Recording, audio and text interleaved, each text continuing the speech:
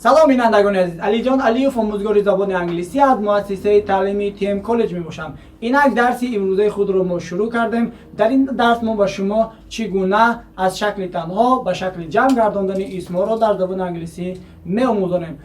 این درس دومی درس پیشینه می باشد، چون که این درس کمی مرکب تر است و این درس رو ما به دو قسم تقسیم کردیم. درس پیشینه ما با شما سه قاعده ای خب چگونه از شکل تنها به شکل جمع گرداندن اسم ها را نشان داده بودیم و این درس ما تصمیم گرفتیم که چهارم، پنجم، ششم قاعده چگونه از شکل تنها به شکل جمع گرداندن اسم ها را با هم بیاموزیم.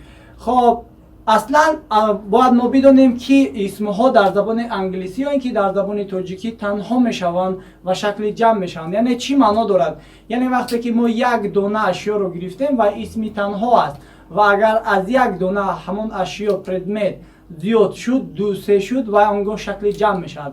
مثال یک کتاب این اسم تنها، دو کتاب ها این اسم جمع، یک استودنت یک دانشجو این یک اسم تنها، 10 دانشجوها یا که 10 دانشجویان این شکل جمع باشد. اینک درسی خود را شروع میکنیم و قاعده سوم، چهارم، پنجم را با هم میآموزیم.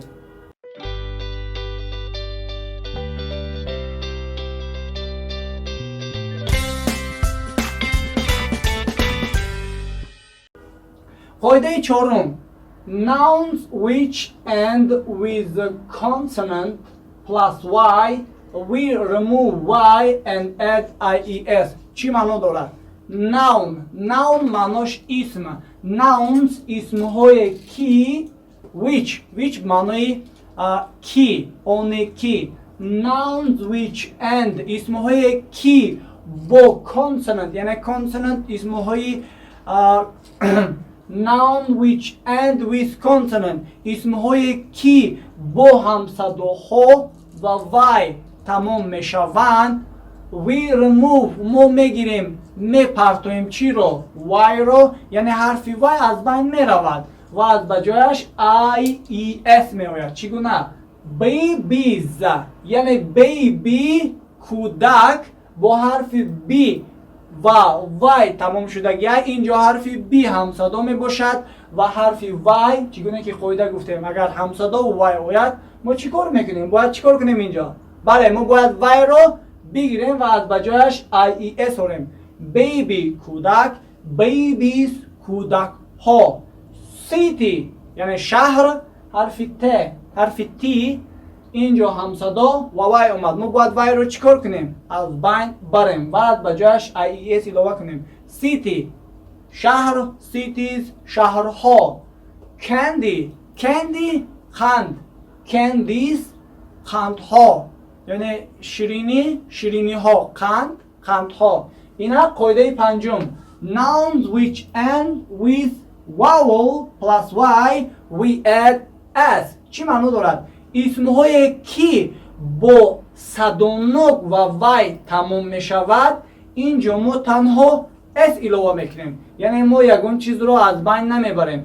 در قاعده چهارم ما حرف وی رو از بین برده ies علاوه میکنیم. در این قاعده باشد ما حرف اس علاوه میکنیم، یگان چیز رو از بین نمیبریم. چرا؟ چون که اگر اسم با صدانک و وی تمام شود، boy پسر حرف او این صدانک است، بعد از حرف او وای اومد بوی یعنی پسر، بویز پسرها یا که پسران. دی ای حرف صدانک و وای ما علاوه کردیم اس، دیز روزها، دی روز، دیز روزها. کی کلید، کیز کلیدها. این بود قاعده پنجم. قاعده ششم، nouns which end with f اسمهایی که با حرف f o f e و حرف f e تمام میشوند we remove f ما میگیریم f رو و f e رو از بین میبریم و علاوه میکنیم حرف وز، یعنی سه حرف دیگر. یعنی اسمهایی که قاعده ششم میگن اسمهایی که با حرف f انگلیسی یا اینکه f e تمام میشوند در شکل تنها ما همون f و f رو میگیریم از بجاش حرفی وز علاوه میکنیم. life حیات، lives حیات ها. نایف کرچه، نایفز کرچه ها. اینجا نگاه میکنیم لایف اف ای کتی تموم شد یا اینکه نایف اف ای کتی تموم شد. ما چی کار کردیم؟ در شکل جمع اف ای از بین رفت، از بجاش وز اومد lives یا اینکه knives. اوکی. لیف برگ، لیوز برگ ها. لیف با حرف اف تمام شد و اینجا ما اف رو از بین بردیم، وز اضافه کردیم لیوز. wolf یعنی گرگ اف کتی تمام شد، ما باید چیکار کنیم؟ اف رو میگیریم از شکل تنها، وقتی شکل جمع کردن در وز اضافه میکنیم wolves گرگ ها. این خیلی آسان است، فقط تنها خوب گوش کنید و با خود نویسید، گیرید، نگاه کنید در کجا چی لازم است. قاعده چهارم، در قاعده چهارم اگر اسم با حرف های هم صدا و وای تمام شود، ما حرف وای رو میگیریم، از بجایش آی ای اس اضافه میکنیم، میشود شکل جمع. خب قاعده پنجم، اگر اسم ها با حرف صدا نگ و وای تمام شود، تنها ما حرف اس اضافه میکنیم، میشود شکل جمع.